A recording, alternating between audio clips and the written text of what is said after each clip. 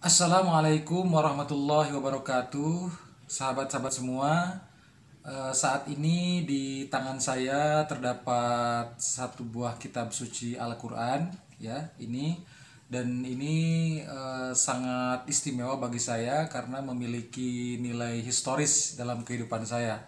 Jadi kitab suci Al-Quran ini merupakan hadiah dari salah seorang sahabat saya saat saya melaksanakan umroh, ya.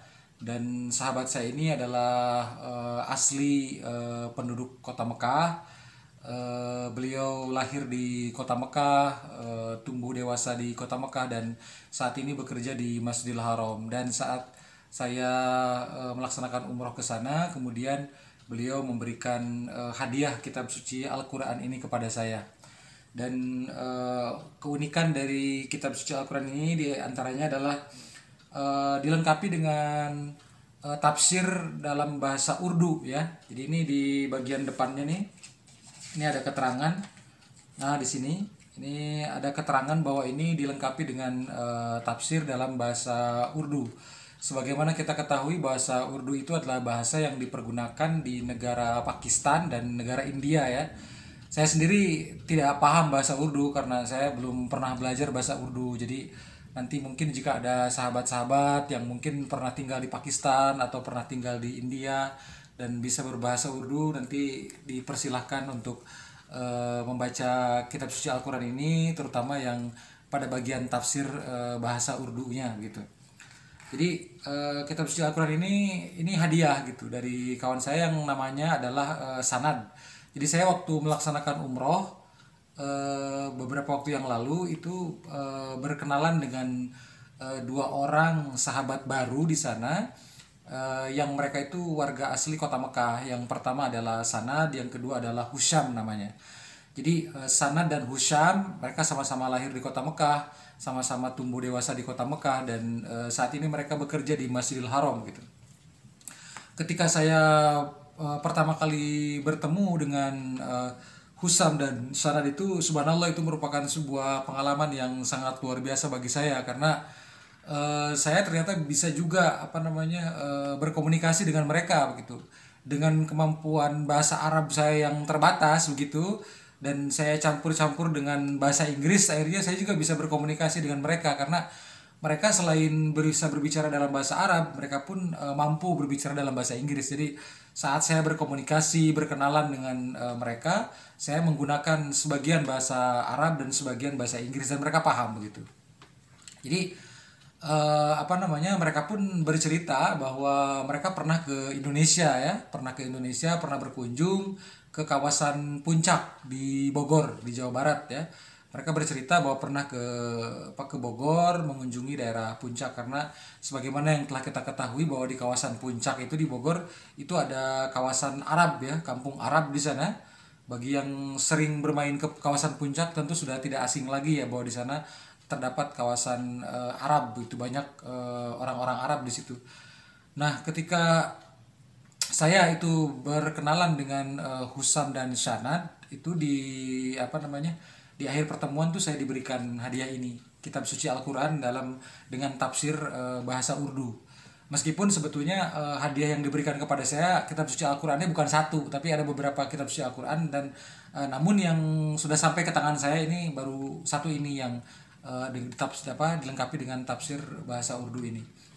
Dan ketika saya berdiskusi dengan mereka, subhanallah, jadi pertama saya ingin tahu tentang mereka itu, karena mereka lahir di kota Mekah. Yang pertama kali yang membuat saya penasaran adalah tentang nasab mereka, tentang silsilah mereka, karena orang Arab itu biasanya sangat teliti dengan garis nasab mereka.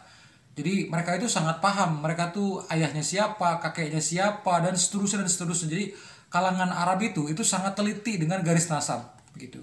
Sehingga saya penasaran, ingin meminta keterangan tentang mereka, seperti apa garis keturunannya, dan ternyata Sanad itu memberikan penjelasan bahwa dia itu masih merupakan keturunan dari salah seorang sahabat Rasulullah yang bernama Abdullah bin Mas'ud, ya.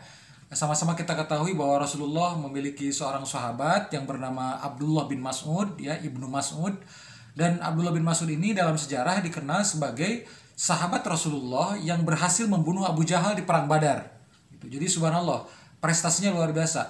Abdullah bin Mas'ud adalah seorang sahabat Rasulullah yang berhasil membunuh Abu Jahal ketika perang Badar.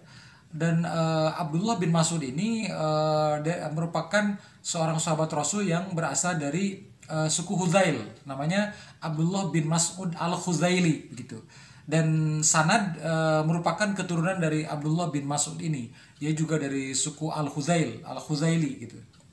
Jadi subhanallah luar biasa. Dan ketika di sana pun saya ketika berdiskusi dengan Sanad dan Husyam, juga di situ ada salah seorang saudara kita yang berasal dari Indonesia, dari provinsi NTB, yang ternyata beliau tuh sudah lebih dari 10 tahun bekerja di Masjidil Haram. Jadi waktu itu kami ngobrol berempat ya, saya, Sanad dan Husyam. Dan Sanad dan Husyam ini kan asli orang Mekah dua-duanya. Sedangkan satu lagi namanya Pak Harun. Jadi Pak Harun ini orang NTB Indonesia dan sudah lebih dari 10 tahun bekerja di Masjidil Haram. Dan kami berdiskusi begitu di sana, dan subhanallah luar biasa. Bahkan sebetulnya latar belakang kenapa saya diberikan kitab suci Al-Quran yang dilengkapi tafsir bahasa Urdu ini juga diantaranya adalah karena saran dari Pak Harun ini. Karena Pak Harun mengatakan sebaiknya saya ini diberikan Al-Qurannya yang dilengkapi tafsir bahasa Urdu gitu.